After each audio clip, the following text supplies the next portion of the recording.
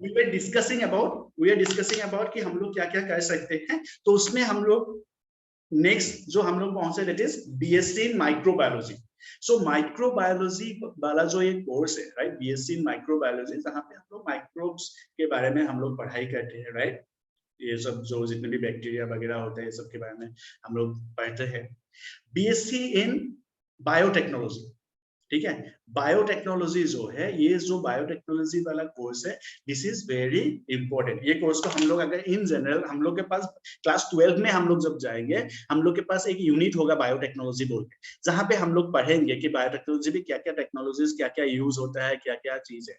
But हम लोग simply अगर उसको देखना चाहे तो बायोटेक्नोलॉजी इज बेसिक, ये क्या है, दिस, ये जो बायोटेक्नोलॉजी वाला कोर्स है, ये क्या है, biology plus technology, right, biology को इंटीग्रेट किया है टेक्नोलॉजी के साथ। एकदम सिंपल सा एग्जांपल अगर हम लोग देंगे, हम लोग आजकल हाइब्रिड फ्रूट्स बहुत खाते हैं, राइट, हाइब्रिड फ्रूट्स हम लोग बहुत खाते हैं। So there hybrid fruits, hybrid जो सीड बनता है आजकल, बहुत सारे वेजिटेबल्स का हाइब्रिड सीड भी आता है, राइट। सो हम लोग बोलते हैं कि ये तो वेजिटेबल, ये तो हाइब्रिड वेजिटेबल है। So all these are results of biotechnology, ये सभी बायोटेक्नोलॉजी का ही रिजल्ट है। As a result of biotechnology, development of biotechnology, ये सभी बायोटेक्नोलॉजी का ही रिजल्ट है, ठीक है। बायोटेक्नोलॉजी इज अगेन बहुत बूम पे है, now it is on boom, specially in the agricultural sector. Agricultural sector में बायोटेक्नोलॉजी जो है, it is on boom, right, वो सबसे टॉप में है बायोटेक्नोलॉजी, ठीक है। सो बायोटेक्नोलॉजी लेने के लिए, बायोटेक्नोलॉजी लेने के लिए हम लोग के पास क्या है, बायोटेक्नोलॉजी लेने के लिए वही है दिस प्रोसेस है। जो बायोटेक्नोलॉजी लेने वाला जो प्रोसेस है, वो क्या है कि वो सिंपल, हम लोग अगर बीएससी बायोटेक्नोलॉजी कहते हैं, पीसीबी लेके भी जा सकते हैं, बट हम लोग अगर बायोटेक्नोलॉजी में इंजीनियरिंग वगैरह करना चाहते हैं, देन हम लोग के लिए पीसीएमबी चाहिए होता है, मैथ्स भी उसके लिए चाहिए होता है। बट बीएससी बायोटेक्नोलॉजी के लिए we can go with PCB के साथ हम लोग जा सकते हैं। बैचलर इन बायोकेमिस्ट्री, बायोकेमिस्ट्री हम लोग जा सकते हैं, बायोकेमिस्ट्री पढ़ सकते हैं। बायोकेमिस्ट्री में हम लोग नॉर्मली क्या पढ़ते हैं, we study about glucose, fructose and all this, right, carbohydrate, proteins, ये सब के बारे में हम लोग का ज्यादा पढ़ाई होता है। This is biochemistry. आप अगर नॉर्मल बीएससी करते हो कहीं पे, then you can go for this biochemistry वाला पार्ट, आपको पढ़ना पड़ेगा। एक बेसिकली एक क्या होता है, this is again one paper, right.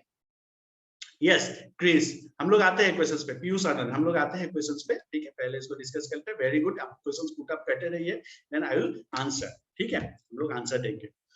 BSc nursing एक कोर्स है, ठीक है, अच्छा कोर्स है बीएससी।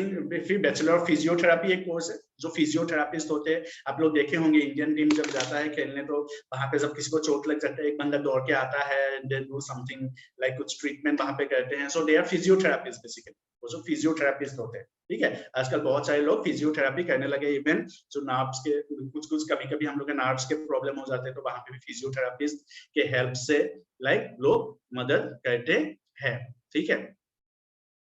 सो नेक्स्ट हम लोग आते हैं अबाउट और एक कोर्सेज जो है bachelor in physiotherapy, bachelor in physiotherapy, ठीक है, बैचलर इन फिजियोथेरापी, ये भी हम लोग के पास एक कोर्स है, ठीक है। उसके बाद हम लोग के पास है, ये अभी हम लोगों ने डिस्कस किया, bachelor B pharm, bachelor in pharmacy, ठीक है, बैचलर इन फार्मेसी एक अच्छा कोर्स है, ठीक है, वो भी आजकल कर सकते हैं। अभी के टाइम पे आपको पता है मेडिकल फील्ड जो है, फार्मास्यूटिकल साइंस जो है वो टॉप पे है, right, pharmaceutical science is in top, right. So bachelor in pharmacy भी एक अच्छा कोर्स है। इवन जो बायोकेमिस्ट्री वाला है वो भी एक अच्छा कोर्स है, right. All this courses are very good courses जो अभी आप लोग कर सकते हो। बीएससी इन एग्रीकल्चर, ठीक है, जहां पे हम लोग it is bachelor in agricultural science, ठीक है। उसके बाद horticulture, bachelor of science in horticulture, then BSc environmental science, environmental science भी अभी के टाइम पे जो अगेन सब लोग एनवायरमेंट के ऊपर बात कर रहे हैं, ठीक है। बहुत सारे ऐसे गवर्नमेंट्स है, state government like state government of Assam, they have introduced एक मिनिस्ट्री, वहां पे डिपार्टमेंट शुरू किया, एक मिनिस्ट्री शुरू किया है, जहां जिसको उसने बोला गया मिनिस्ट्री ऑफ क्लाइमेट चेंज, ठीक है, which will be basically deal with the environmental science. That means उसने मिनिस्ट्री शुरू किया है असम गवर्नमेंट ने, that means वहां पे बहुत सारे वैकेंसीज भी आने वाले हैं, right, in case of environmental science, ठीक है। सो इस तरह के अभी बिकॉज असम ने इसको शुरू किया है, that means और भी दूसरा जो हम लोग के पास ये होता है, उसमें वो लोग शुरू करेंगे, और भी दूसरे जो क्या बोलते हैं गवर्नमेंट है वो लोग शुरू करेंगे। बैचलर ऑफ फार्मेसी में बेसिकली हम लोग जब फार्मेसी खोलते हैं राइट, सो वहां के लिए क्या होता है बीएससी बी फार्मा कोर्स हम लोग को करना होता है, that is bachelor of pharmacy.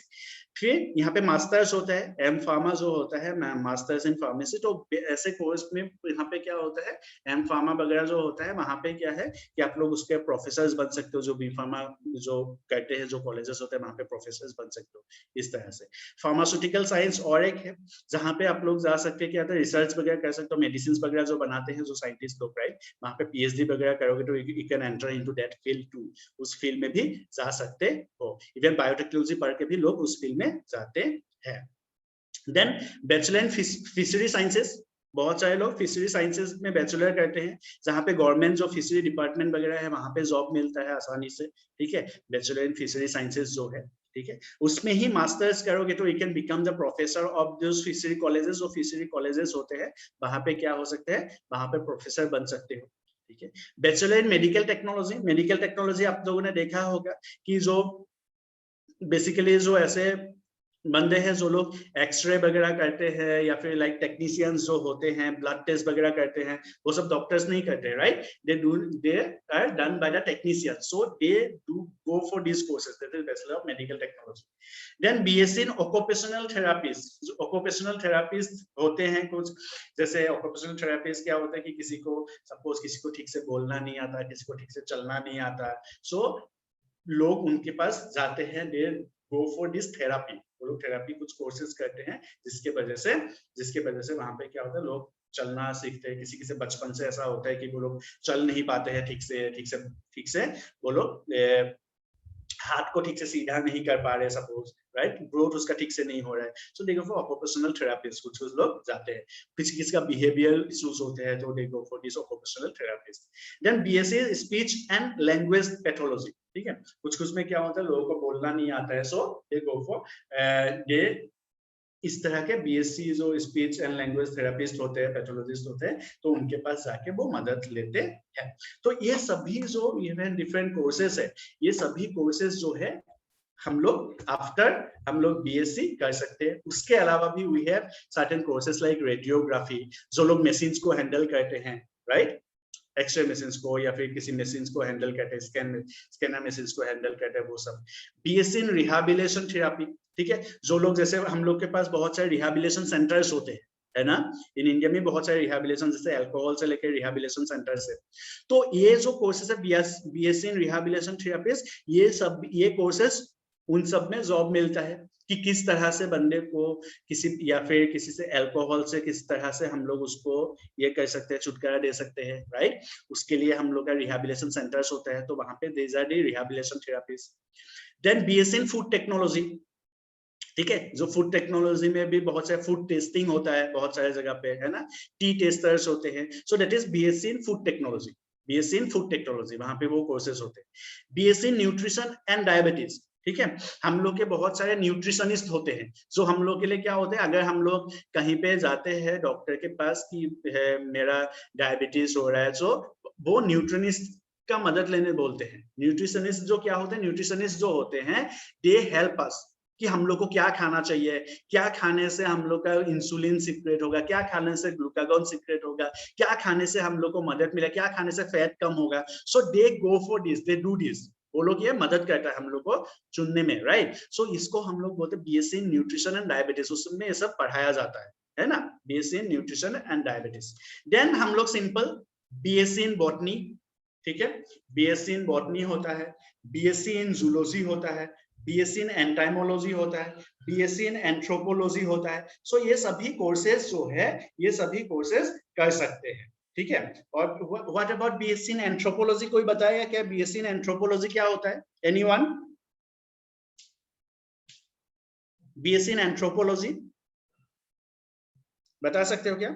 जहां पे हम लोग बेसिकली एंथ्रोपोलॉजी क्या होता है, बीएससी इन एंथ्रोपोलॉजी जहां पे हम लोग ह्यूमन बिहेवियर, उसके कल्चर, ठीक है, human behaviour, human culture, human biology, ये सब किस तरह से उसका बिहेवियर कैसे जनरेट हुआ फ्रॉम मतलब इवोल्यूशन कैसे हुआ उसका, किस तरह से ह्यूमन बींग्स अभी इतना इंटेलिजेंट बने, किस तरह से उसका इवोल्यूशन हुआ था, पहले कैसे रहते थे लोग, अभी कैसे है लोग। बेसिकली हम लोग बोल सकते हैं कि हिस्ट्री और इवोल्यूशन और प्रेजेंट डेज इन सबको मिला के एक शुरू हुआ, that is anthropology. It is scientific study of humanity concern with human behaviour and human biology. ठीक है, सो ये हो गया बीएससी एंथ्रोपोलॉजी। ये भी एक इंपॉर्टेंट कोर्स है, ये भी लोग करते हैं, अभी के टाइम पे इसका भी डिमांड है, right. And BSc in home science, ठीक है, बीएससी इन होम साइंस ये भी लोग पढ़ाई करते हैं। बीएससी इन होम साइंस जहां पे हम लोग लाइक बेसिकली होम साइंस क्या होता है, बेसिकली वो वहां पे क्या होता है, physics, chemistry, biology,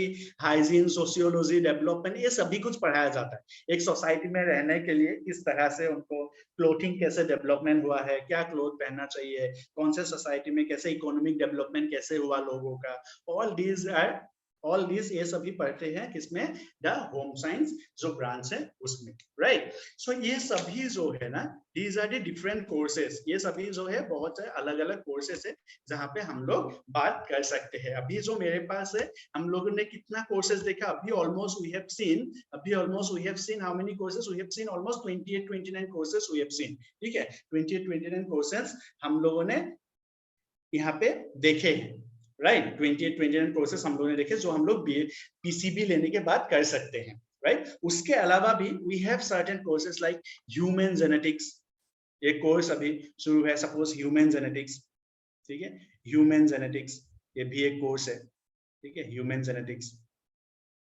genetical engineering, ठीक है, ऑल दीज ये सभी जो कोर्सेज है, जेनेटिकल इंजीनियरिंग, ठीक है, ये सभी कोर्सेज जो है अभी टॉप पे है जो कर सकते हैं, ह्यूमन जेनेटिक्स के ऊपर पढ़ाई कर सकते हैं, जेनेटिकल इंजीनियरिंग पढ़ाई कर सकते हैं लोग, राइट। सो ये सभी जो कोर्सेस है, all this courses are all together जो पीसीबी के बाद ले सकते हैं। सो हम लोग के पास पीसीबी के बाद लेने के लिए बहुत सारे ऑप्शंस है। मेजर ऑप्शन जो हम लोग बता सकते हैं पीसीबी के बाद, एमबीबीएस तो है ही, प्लस और क्या ऑप्शंस है, we have options like biotechnology, we have options like pharmaceutical sciences जो अभी सबसे टॉप पे है, जो अभी सबसे बूम पे है, क्योंकि मेडिकल फील्ड जो है वो कभी भी अभी डाउन नहीं हो सकता। अभी के टाइम पे जो सबसे टॉप में है वो मेडिकल फील्ड ही है। स्पेशली ऐसे पेंडेमिक में हम लोग देख रहे हैं कि हम लोग के हमारे डॉक्टर्स जो है किस तरह से काम कर रहे हैं, right. So they are the frontline workers, not only doctors, the nurses, the compounders, everyone they are working hard, right. वो सभी अभी किस तरह से काम कर रहे हैं हम लोग को पता है, राइट। सो ये जो कोर्सेस है दीज विल नेवर, ये कोर्सेस कभी भी डाउन नहीं होंगे, ठीक है। All this courses are very important. So अभी हम लोगों ने देखा ऑलमोस्ट 28-29 कोर्सेज हम लोगों ने देखा इस पूरे उसमें, है ना, पीसीबी के बाद जो कर सकते हैं। नाउ जो कि हम लोग नीट के लिए प्रिपेयर कर रहे हैं, सो नीट के लिए प्रिपेयर कर रहे हैं, तो हम लोग देख लेते हैं कि नीट का थोड़ा एनालिसिस देख लेते हैं, 2020 जो पेपर था उसका नीट का एनालिसिस देख लेते हैं कि बायो में कौन से वो पोर्शंस आया हुआ था, कौन से पोर्शन से कितने परसेंट ऑफ क्वेश्चन आए हुए थे बायो में, ठीक है। क्या कोई मुझे बताएगा बायो में कितने क्वेश्चंस होते हैं नीट में, ओवरऑल बायो में कितने क्वेश्चंस होते हैं नीट में, कोई मुझे बताएगा क्या? Anyone? You can write in the chat box. Yes Chris, very good, right. और कोई मुझे बताएगा? पीयूष आनंद, नहीं पीयूष, इतने क्वेश्चंस नहीं होते bio, I am talking about bio only.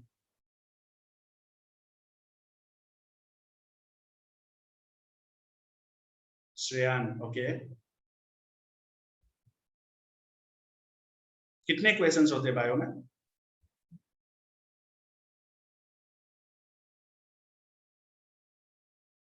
Yes Shreyas, और सौरभ कुमार बोल नहीं, ओके, ओके नहीं, ओनली क्रिस का यहाँ पे सही है, बाकी लोग का आई थिंक इट इज गलत है, थोड़ा सा आप लोग को देखना पड़ेगा। Anyways we will go through this, ठीक है, हम लोग इसी को सीखने हम लोग यहाँ पे आए हैं, ठीक है। और कोई बताना चाहेगा? क्विकली बताइए, इसमें कोई दिक्कत नहीं। रौनक, वेरी गुड। अंशु बाला, नहीं, ओके, बता दीजिए, कोई दिक्कत नहीं है इसमें, हम लोग जानने के लिए यहाँ पे आए हैं, है ना। We are here to learn, right, we are here to learn.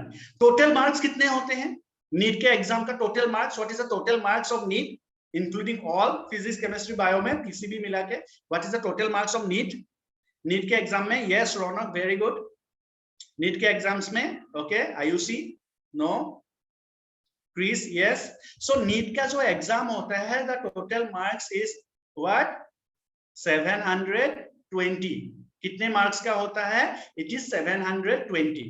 ठीक है, 720 को हम लोग डिवाइड करते हैं। ये सभी चीजें आप लोगों के लिए इंपॉर्टेंट है, क्योंकि हम लोग जो तैयारी कर रहे हैं, हम लोग नीट के लिए तैयारी कर रहे हैं, आप लोग फ्यूचर डॉक्टर्स हो हम लोग, right? You people are the future doctors, है ना? सो हम लोग के लिए जानना जरूरी है। जो एग्जाम आपको क्लियर करके आप डॉक्टर बनोगे, उस एग्जाम के बारे में जानना जरूरी है। So we have what? We have 720 जो मार्क्स है हम लोग के पास टोटल, उसमें से हम लोग डिवाइड करेंगे किसमें? फिजिक्स। उसमें से हम लोग डिवाइड करेंगे किसमें? Chemistry. And then biology. Physics कितने क्वेश्चंस होते हैं? 45 क्वेश्चंस। केमिस्ट्री कितने क्वेश्चंस होते हैं? 45 क्वेश्चंस। एंड बायोलॉजी कितने क्वेश्चंस होते हैं? 90 क्वेश्चंस। दैट मींस फिजिक्स के कितने मार्क्स हो गए? दैट मींस 45 क्वेश्चंस मतलब कौन बताएगा? This is 180। Very good, 180। यहाँ पे भी 180, और यहाँ पे जो है in case of biology we have how much? 360 marks. Raunak yes, 45 into 4, so 360 marks in biology. Can you just see कि फिजिक्स और केमिस्ट्री मिला के जितने क्वेश्चंस आते हैं उस वो इक्विवेलेंट है किससे? It is equivalent to biology. Biology में 360, जहां पे अगेन इट इज डिवाइडेड है बॉटनी एंड जूलॉजी। ठीक है, बॉटनी एंड जूलॉजी। बॉटनी में 45 क्वेश्चंस बनते हैं एंड जूलॉजी में भी 45 क्वेश्चंस बनेंगे। ठीक है, सो ये है आपका स्ट्रक्चर। इसमें क्या होता है?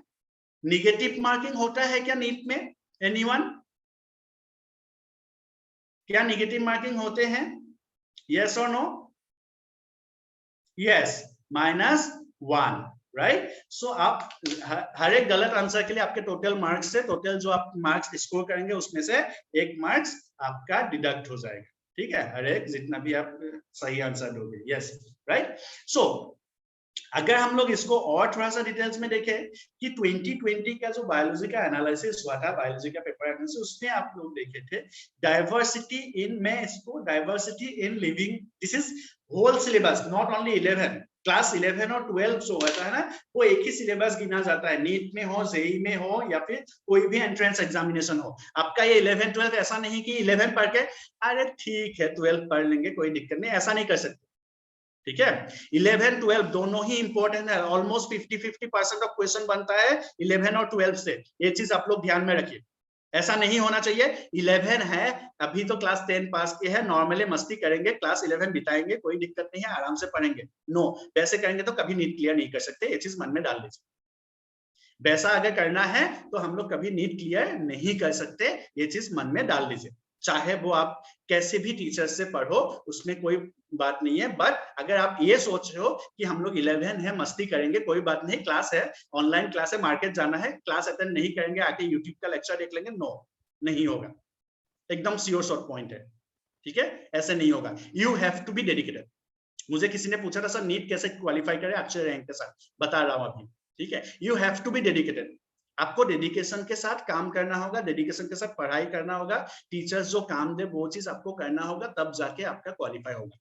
ठीक है, बहुत कंपटीशन है नीट में, मैं फैक्ट बता रहा हूँ, I am not talking about कि भाई हाँ ये है वो है, मैं नहीं बोल रहा हूँ, फैक्ट ये है कि बहुत कंपटीशन है, आपको बहुत मेहनत करने की जरूरत है, बहुत मेहनत करना पड़ेगा। सबसे बड़ा मेहनत इसलिए करना पड़ेगा, इसलिए अभी से मेहनत करना जरूरी है, इट इज बिकॉज आपने क्लास 10 का आपका क्लासेस प्रॉपरली नहीं हुआ, वो भी एक पॉइंट है, वो एक नुकसानदायक पॉइंट है हम लोग का। क्लास 10 का जो एग्जाम नहीं हुआ, that's an big loss to us, हम बच्चों के लिए वो एक बहुत बड़ा लॉस है, ये चीज हम लोग को जानना पड़ेगा।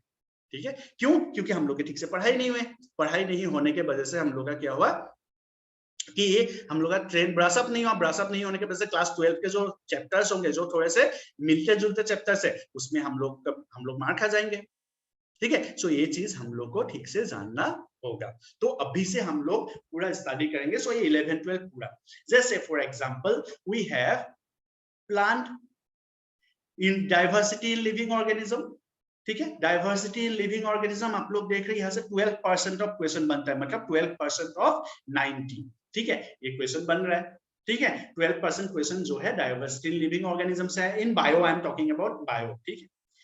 Plant human physiology 16% of question बनता है, जो आपके लगभग 7 चैप्टर से इन योर क्लास 11, ठीक है, ह्यूमन फिजियोलॉजी, जहां से 16% ऑफ क्वेश्चन बनता है। आपने जो क्लास 10 में जो पढ़ा था लाइफ प्रोसेसेस, उस लाइफ प्रोसेसेस के यहाँ पे क्या क्या एक एक चैप्टर यहाँ पे दिया हुआ है, ठीक है, क्लास 11 में एक एक चैप्टर दिया हुआ है। आप लोग जब एमबीबीएस में जाओगे तब आप लोग ह्यूमन फिजियोलॉजी के आपको बुक्स आएंगे, एक एक बुक ह्यूमन फिजियोलॉजी का होगा, ठीक है। सो ये सभी बुक्स आपको पढ़ने होंगे, बहुत ही इंटरेस्टिंग से बुक्स आपको ह्यूमन फिजियोलॉजी के मिलेंगे, जो आप लोग को पढ़ने होंगे जब आप लोग एमबीबीएस करोगे, ठीक है। सो वो 16% क्वेश्चन ह्यूमन फिजियोलॉजी से आता है। प्लांट फिजियोलॉजी से आता है 8% ऑफ क्वेश्चंस, 8% ऑफ लगभग प्लांट फिजियोलॉजी के क्वेश्चंस थे इन केस ऑफ हम लोग के पास नीट 2020 में। Structural organisation of animals and plants, ठीक है, उसमें से हम लोग के क्वेश्चंस थे 9% क्वेश्चन, ये सब यूनिट्स के नाम है जो आप लोग के चैप्टर्स जो आप लोग के बुक में है। सेल स्ट्रक्चर एंड फंक्शन जो आप लोग का अभी पढ़ाई हो रहा है, वहां से लगभग 8% ऑफ क्वेश्चन, सॉरी वहां से लगभग 8% ऑफ क्वेश्चंस आया था लास्ट ईयर, ठीक है, लगभग 8% of questions we asked from cell structure and function, जो अभी आप लोग पढ़ाई कर रहे हैं, ठीक है। बायोलॉजी एंड ह्यूमन वेलफेयर, जहां से 9% ऑफ क्वेश्चन आया था। बायोटेक्नोलॉजी एंड इट्स एप्लीकेशन 12 का स्टार्ट हो गया है, देखो 4% ऑफ क्वेश्चन आया था, बहुत ही छोटा सा यूनिट है 2 चैप्टर्स का, ठीक है, 4% ऑफ क्वेश्चन आया था। इकोलॉजी एंड ह्यूमन वेलफेयर, ठीक है, इकोलॉजी एंड एनवायरनमेंट, सॉरी, वहां से 10% ऑफ क्वेश्चन पूछे गए थे, 10% वहां से पूछे गए थे इकोलॉजी एंड ह्यूमन वेलफेयर से, you can see 10% of question, मतलब लगभग 9 क्वेश्चंस यहां से पूछे गए थे, ठीक है। जेनेटिक्स एंड इवोल्यूशन 13% क्वेश्चन पूछे गए थे, एंड देन रिप्रोडक्शन वहां से 11% ऑफ क्वेश्चन पूछे गए थे, राइट। सो अगर आप लोग इसको इन जनरल देखोगे, इन जनरल सबसे ज्यादा जो क्वेश्चन 2020 में पूछा गया था दैट वाज ह्यूमन फिजियोलॉजी। ये कभी कभी इंटरचेंज भी होता है, ऐसा जरूरी नहीं है कि यही चीज फिक्स्ड होता है, ऐसे ही क्वेश्चन पूछेंगे, नहीं, कभी कभी क्या होता है, जबकि सीबीएसई जो है, हम लोग बात कर रहे हैं, सब जितने भी बोर्ड्स है, सीबीएसई हो, आईसीएसई हो, ठीक है, वो सभी किस पे ज्यादा फोकस कर रहे हैं, अभी इकोलॉजी एंड एनवायरनमेंट में फोकस कर रहे हैं। सो यहाँ पे लगभग कभी कभी क्या होता है, इसमें भी क्वेश्चंस बढ़ जाते हैं, +2 हो जाता है कभी कभी, राइट, और फिर हम लोग के यहाँ से थोड़ा सा कम हो जाएंगे कभी कभी, इस तरह से बनता है, राइट। बट द पॉइंट जिस टाइम, जैसे हम लोग देख रहे हैं जेनेटिक्स एंड इवोल्यूशन, ये जो जेनेटिक्स एंड इवोल्यूशन वाला यूनिट है इन क्लास 12, ठीक है, क्लास 12 में आप लोग पढ़ोगे, थोड़ा सा टफ यूनिट है।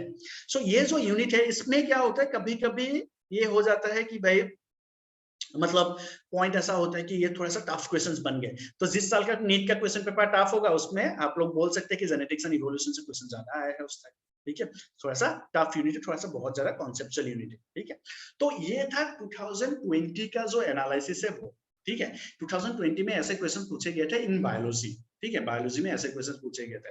Now you need to study each and every portion, each and every part of each and every unit आपको पढ़ना होगा, ठीक है, तब आप क्वालिफाई कर सकते है ना, तब आप क्वालिफाई कर सकते हो। बहुत सारे लोगों ने मेरे पास क्वेश्चंस आया कि हम लोग पढ़े क्या पढ़े, क्या पढ़ने से हम लोग का नीट क्वालिफाई होगा, है ना, क्या पढ़ेंगे हम लोग। देखो, मैं सबको बोलता हूँ, जितने भी बैचेस मैंने पढ़ाया है, आई विल मेक श्योर, मेरे कुछ स्टूडेंट्स होंगे जो क्वालिफाई किए हैं इस साल, इलाहाबाद में है, ठीक है, मेरा एक स्टूडेंट जो मुझे लाइक ऐसे याद करते हैं, जो लोग जैसे सीट मिलने के बाद ही कॉल मी, सर मुझे सीट मिल गया है, he got AIIMS Guwahati 2, AIIMS Guwahati भी उसको मिला था, लेकिन उसको क्या हुआ कि उसके मम्मी पापा उसको गुवाहाटी नहीं, मतलब नॉर्थ ईस्ट इतना दूर है, नहीं जाना, और ऊपर से एम्स गुवाहाटी का परमानेंट कैंपस भी नहीं बना था, तो इसलिए वो एम्स गुवाहाटी नहीं ज्वाइन किया, बट उसने इलाहाबाद, कौन सा एक मेडिकल कॉलेज है, फॉरवर्ड द नेम, इलाहाबाद में एक बहुत बड़ा सा शायद गवर्नमेंट मेडिकल कॉलेज है कोई, तो वहां पे उसने ज्वाइन किया, इलाहाबाद मेडिकल कॉलेज ज्वाइन किया, ज्वाइन करने के तुरंत बाद ही कॉल मी कि सर मुझे सीट मिल गया है एमबीबीएस में, राइट। सो मैं कभी किसी दिन उससे बात करके, जब भी वो फ्री होगा, मेक श्योर कि आप लोगों से बात करे, आप लोग को बताए रियल एक्सपीरियंस की कैसा होता है, कैसे पढ़ाई किया था, ऑल दिस, राइट। सो मैं वो भी करवाऊंगा धीरे धीरे करके, कोशिश करके। Anyways, so what to study, क्या पढ़ना है, क्या पढ़ोगे आप लोग, वो आप लोग को जानना जरूरी है। सो सबसे पहला चीज आप क्या पढ़ोगे, इट इज एनसीईआरटी बायो में, आई am talking about biology now, ठीक है, एंड केमिस्ट्री, केमिस्ट्री में भी आप लोग बोल सकते हो सेम चीज। एनसीईआरटी 2 साल एनसीईआरटी आप लोगों के लिए बाइबल है, ठीक है। एनसीईआरटी को आपको एज ए बाइबल इसको रखना होगा। 2 साल ये आपके लिए बाइबल है, आप पकड़ लो, दिस इज द बाइबल। हर एक लाइन इसका इंपॉर्टेंट है। नीट क्लियर करना है, मुझे बोल रहा था 320 प्लस आना है, यस 320 प्लस आप एनसीईआरटी पढ़ के ला सकते हो, मैं नहीं बोलूंगा नहीं ला सकते हो, बस आपके पास कुछ क्वेश्चन बैंक्स होने चाहिए। आप एनसीईआरटी पढ़ के 320 प्लस ला सकते हो and you will need to have some question banks. But मैं अगर पूछ दूं कि लीवर का वो डायग्राम कहां पे है, देन आपको पास इतना क्लियर होना है, सर ये पेज नंबर 325 पे है, यू कैन चेक। इस तरह का आपने अगर एनसीईआरटी बना लिया, देन आई एम श्योर कि आप 320 आराम से ला सकते हो एनसीईआरटी पढ़ के, बाकी कुछ पढ़ने का जरूरत नहीं। एनसीईआरटी पढ़ के आप 320 ला सकते हो। एक एक लाइन अगर आप बता सकते हो कि हाँ एक एक लाइन आपने पूरा पढ़ा है एनसीईआरटी का, समझ लिए हो सब कॉन्सेप्ट, ठीक है, तो आप 320 आराम से ला सकते हो। लेकिन पढ़ने का तरीका क्या होना चाहिए मैं बता रहा हूँ।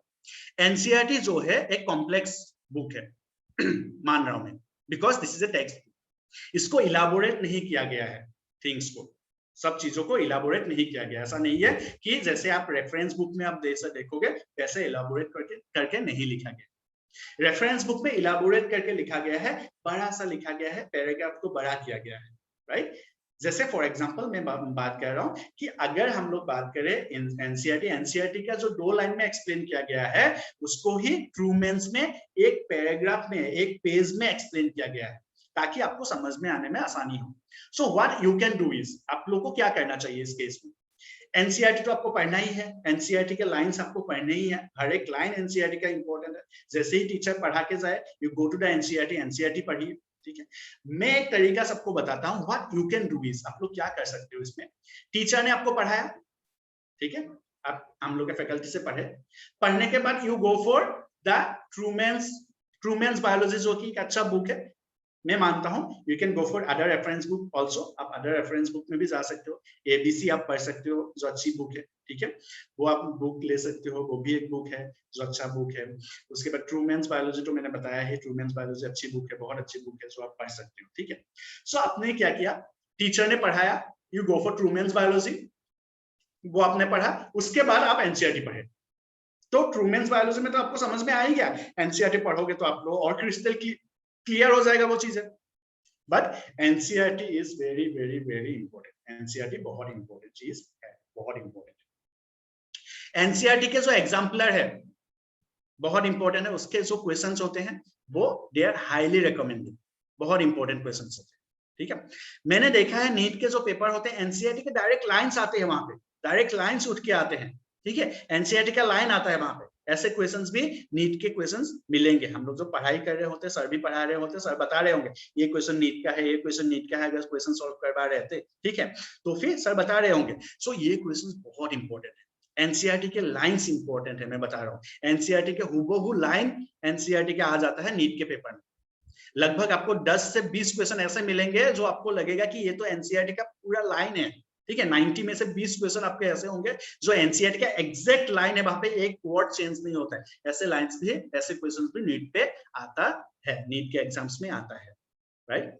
उसके बाद और एक लाइन है जो आपके पास जो बुक्स होते हैं, बुक्स में एक क्यूआर कोड होता है, क्विक रेस्पॉन्स कोड, ठीक है। वो क्विक रेस्पॉन्स कोड अगर आप देखोगे, उसको स्कैन करके देखोगे, वहां पे ऑनलाइन कुछ मटेरियल आपको उस चैप्टर से रिलेटेड मिल जाएंगे, उस यूनिट से रिलेटेड मिल जाएंगे, जो आप के लिए इंपॉर्टेंट है, जो आप लोग देख सकते हो। There are very important questions, again बहुत सारे इंपॉर्टेंट क्वेश्चंस आपको वहां से मिल जाएंगे, ठीक है, तो बहुत सारे इंपॉर्टेंट क्वेश्चंस आपको वहां से मिल जाएंगे।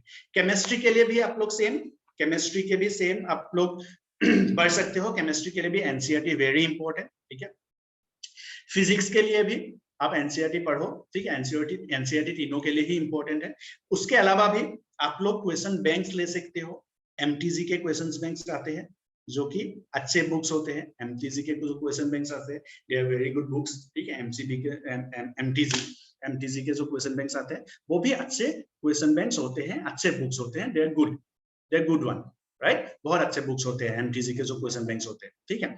सो ये सभी चीजें आप लोग पढ़ो, बहुत डेडिकेटेडली पढ़ो, बहुत पैशनेटली पढ़ो। आपको क्वालिफाई करना है, आपको डॉक्टर बनना है फ्यूचर, ऐसे सोच के पढ़ो। लोग जब बोलेंगे अरे डॉक्टर साहब आ गए हो तो कैसा लगेगा, वैसा सोच के आप लोग पढ़ो उसको, तो क्वालिफाई आप आराम से करोगे।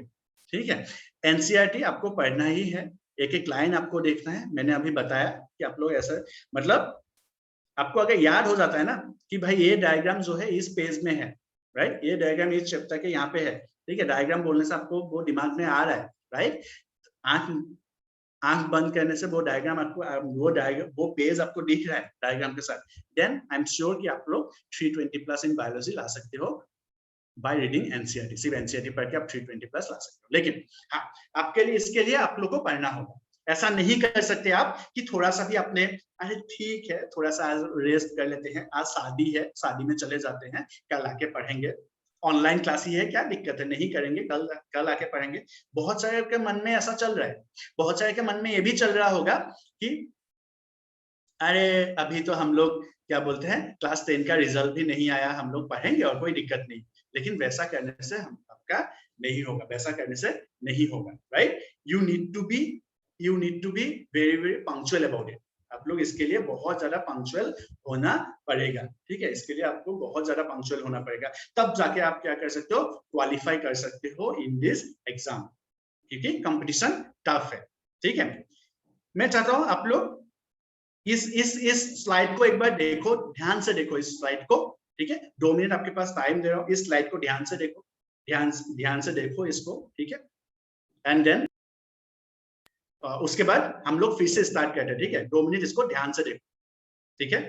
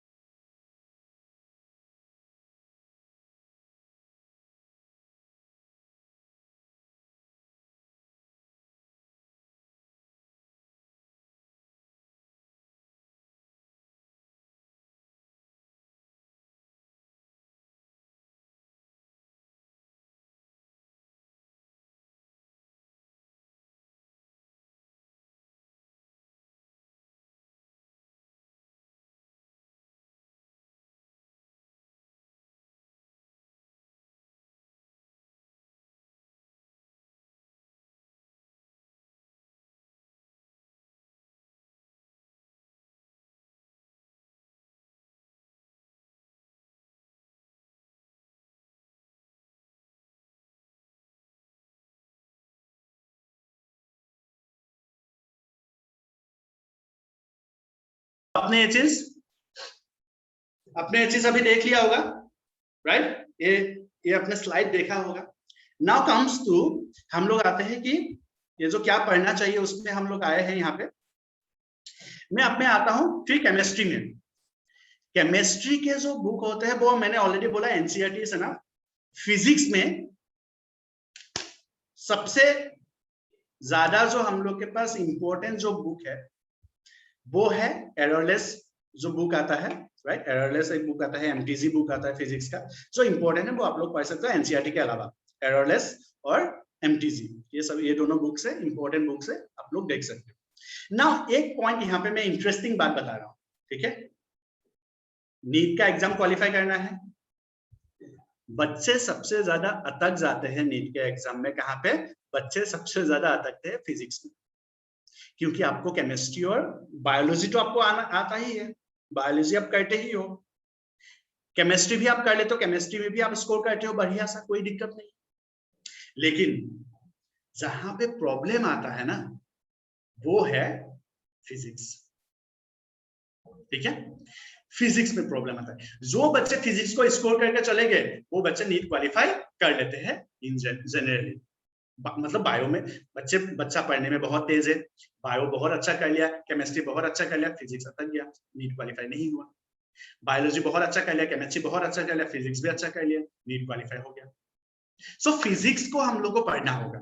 नाउ इसी के वजह से आप लोगों ने रियलाइज किया होगा गाइस, ऑल ऑफ यू, इसी के वजह से हम लोगों ने बेसिक मैथमेटिक्स का क्लास रखा था बायो वाले बच्चों के लिए। मैं ग्रुप में बार बार डालता भी था, सौरभ सर ग्रुप में डालते थे कि हम लोग के लिए जो बेसिक मैथमेटिक्स का क्लास है वो फिजिक्स के लिए इंपॉर्टेंट है, और हम लोग इसलिए नीट को कंबाइन करके वो बेसिक मैथमेटिक्स के क्लासेस डाले थे, ताकि बच्चे, नीट के बच्चे मैथमेटिकल टर्म्स में कहीं पीछे ना हो जाए, ठीक है, क्योंकि फिजिक्स में मैथमेटिकल टर्म्स आएंगे एक टाइम में जाके, ठीक है, और वो जो हम लोगों ने कर लिया ना guys, then I am sure कि हम लोग नीट क्वालिफाई कर जाएंगे। बहुत सारे लोग उसी में अटकते हैं, बहुत अच्छे मार्क्स है, बायो में 280 पकड़ लो, केमिस्ट्री में भी उसी तरह से हम लोगों ने 120, 130, 140, 50 ला लिए, फिजिक्स में आके 20 नंबर 10 नंबर पे अटक गए, नीट क्वालिफाई नहीं हुआ। क्यों? क्योंकि मैथमेटिकल टर्म्स थे वो समझ में ही नहीं आया हम लोग को, लॉगरिथम थे समझ में ही नहीं आया हम लोग को, ग्राफ रिप्रेजेंटेशन थे समझ में ही नहीं आया हम लोग को, क्या हुआ, कैलकुलेशन आ गया, पता ही नहीं चला कैलकुलेशन कहाँ ऊपर से चला गया दिमाग में।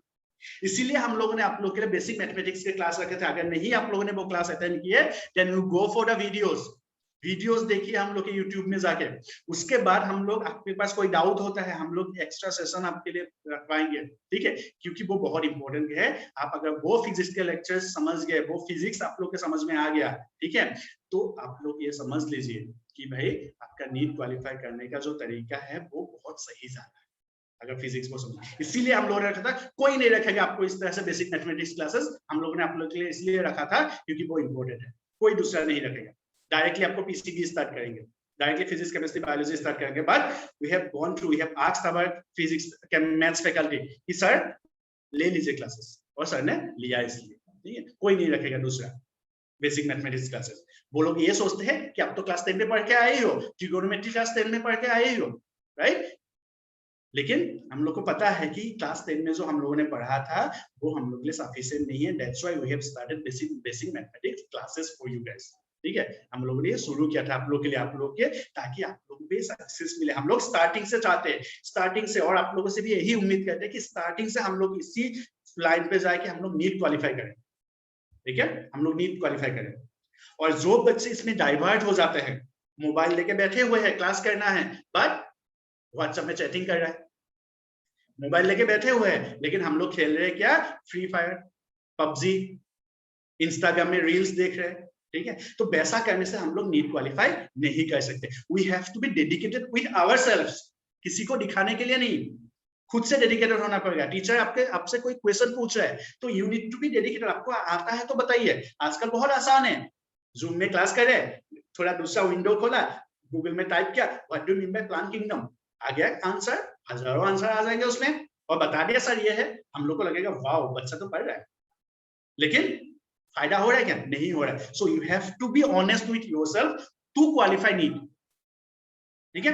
दिन में आप लोग के अभी बहुत अच्छा मौका है, आप लोग के पास वेरी नाइस, आप लोग के पास बहुत अच्छा मौका है, आपके ऑनलाइन क्लासेस हो रहे हैं। स्कूल आने से क्या होता है, स्कूल आने से यू हैव टू बी, आपको बहुत ज्यादा देर तक आपको क्या करना पड़ता है सर, क्वालिटी स्टडी और quantity study, obviously quality study, ठीक है, quality study is very important, लेकिन क्वालिटी स्टडी आप किसको बोलोगे, वो चीज क्वालिटी के लिए आपको टाइम देना ही होगा, क्वांटिटी बढ़ाना ही होगा, राइट। सो आप सपोज स्कूल आते हो, स्कूल में आप पढ़ाई करो, स्कूल में पढ़ाई करने से आपके पास क्लास हो ना हो, you have to spend few hours in the school, school में इतना घंटा आपको देना होगा, राइट। अभी आपके पास ऑनलाइन क्लासेस हो रहे हैं, बहुत अच्छा मौका है, आपके पास 3 घंटे क्लासेस हो रहे हैं, 4 घंटे क्लासेस हो रहे हैं, उसके बाद यू आर फ्री, आप अपना पूरा टाइम सेल्फ स्टडी दे दो, सेल्फ स्टडी करो पूरा टाइम, बहुत इंपॉर्टेंट, बहुत अच्छा है, अभी से तैयारी करो। आप सोचो अरे मेरा दोस्त ने तो अभी कोचिंग में एडमिशन ही ले लिया है, अभी क्या पढ़ना है, उसने शुरू ही नहीं किया, मैं करूंगा शुरू बाद में, नहीं, गलती, ठीक है, गलती, सबसे बड़ा गलती। बहुत लोग ये सोचते हैं अरे उसने तो एडमिशन ही नहीं लिया, मैं अभी क्यों लूं, वो जब लेगा मैं भी लूंगा, बहुत बड़ा गलती।